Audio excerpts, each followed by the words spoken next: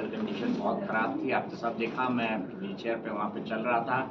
15 दिन हुए थे, मुझे हिप रिप्लेसमेंट सर्जरी हुई थी। बहुत डबल माइंडेड था। डॉक्टर्स ने कहा जाना चाहिए, नहीं जाना चाहिए, लेकिन उसके बाद भी मैंने जाने का निर्णय किया।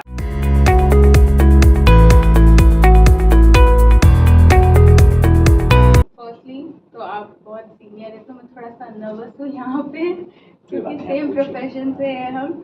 हाँ, तो आप बताइए कि आपका बिग बॉस का जर्नी कैसा रहा है? बहुत अच्छा रहा। जब मैं बिग बॉस में गया था, आपको पता है, सबने सार्वजनिक तौर पर देखा कि मेरी फिजिकल कंडीशन अच्छी नहीं थी। मैं बहुत डबल माइंडेड था, मुझे जाना चाहिए या नहीं।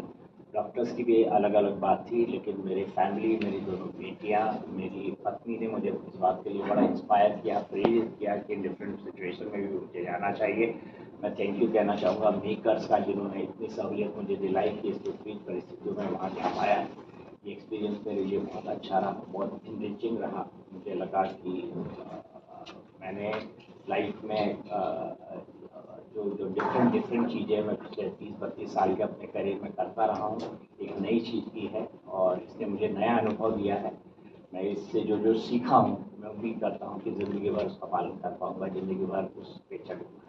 जी जी। तो जैसे आपने कहा कि आपकी बेटियां आपकी स्ट्रेंथ है, तो उनका क्या रिएक्शन था आपके इस पूरे जर्नी पर?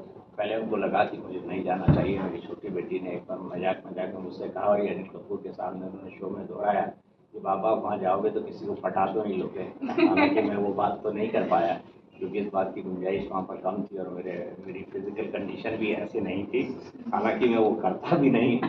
वो एक मजाक की बात थी जो मेरी छोटी बेटी ने कही थी। लेकिन हाँ, मैं इतना जरूर कहना चाहूँगा कि उन्होंने बहुत पॉजिटिव वे में मुझे इंस्पायर किया। जब मेरा ये फ्रीक एक्सीडेंट हुआ था, उसके बाद मेरा बहुत लंबा ऑपरेशन चला, लेकिन ठीक 15 दिन बाद मैं बिग बॉस के घर में मूव कर गया था। तो उन दोनों ने और मेरी पत्नी ने मुझे समझाया कि नहीं, तुम ये भी कर सकते हो। मैं फाइनली 1 महीने बिता के वहाँ पे आ रहा हूँ, फिजिकली बहुत बेटर महसूस कर रहा हूँ। जी जी, बिल्कुल। 6 हफ्ते का शो है, आप 1 महीना वहाँ 4 हफ्ते आपने सरवाइव किया है, वो भी इस कंडीशन पे। तो हैट्स ऑफ है सर, पहले तो कि आप इतना समय उस घर में रुक पाए, because it's not at all about physical task and all.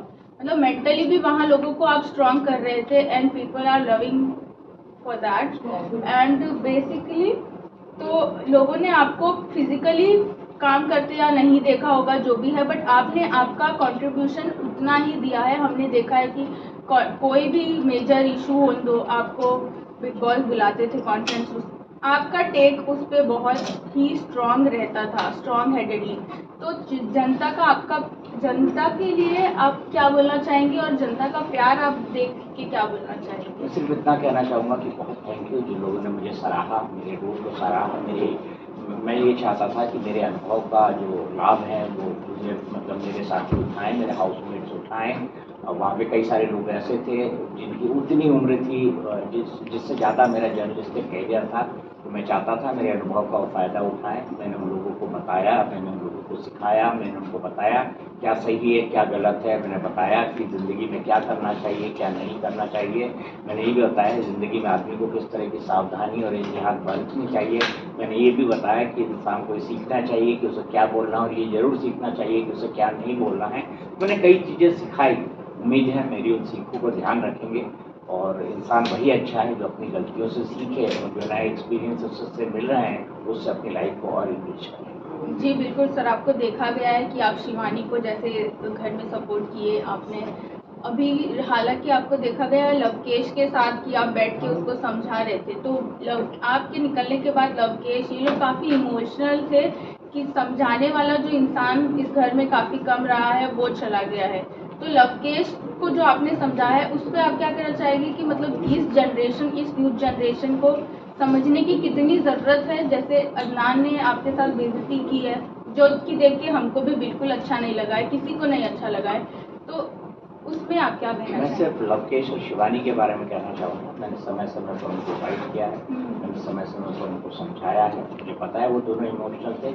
मैं सिर्फ ये चाहता था कि मैं जाऊँ। मैंने बिग बॉस से पहले दिन भी कहा था कि मैं अच्छा खेलने आया हूँ। मैं वहाँ पर ट्रॉफी जीतने के मन से नहीं गया था। मैं बहुत खुश हूँ कि 4 हफ्ते मैं वहाँ पर रह पाया। मैं वहाँ पर दिल जीतने के लिए गया था, और जो लोग इमोशनल हुए इस बात का सबूत है कि मैं कुछ देर तो वहाँ जीत कर आया। जी बिल्कुल। तो अरमान की जो कंट्रोवर्सी हुई थी विशाल के साथ, उस पे भी आपको स्ट्रॉन्ग हेडेडली ओपिनियन मांगा गया था बिग बॉस ने, विच वाज रॉन्ग। उस पे आप क्या कहना चाहेंगे कि आपके लिए वो सही रहा है जो अरमान ने किया, कि वो नेचुरल रिएक्शन था उनका कि देखिए, प्लान अरमान ने था? जो किया वो गलत था, लेकिन वो असाधारण परिस्थितियाँ थी। मामला किसी लड़की की इज्जत से जुड़ा हुआ था, इसीलिए हमारे हाथ भी बंधे हुए थे। दूसरा, हमारे डिसीजन लेने का सबसे बड़ा फैक्टर लवकेश की बात थी। लवकेश किस ढंग से चीज़ों को लेता था, लवकेश ने जो कहा, वरुण कपूर ने बताया भी कि लवकेश ने भी उस मसले पर विशाल को एक हद तक गलत बताया था।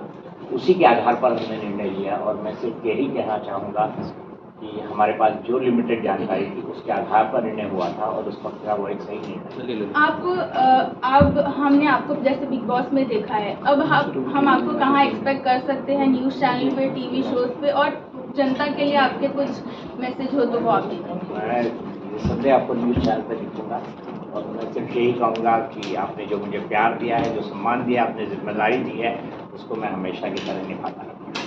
Thank you so much.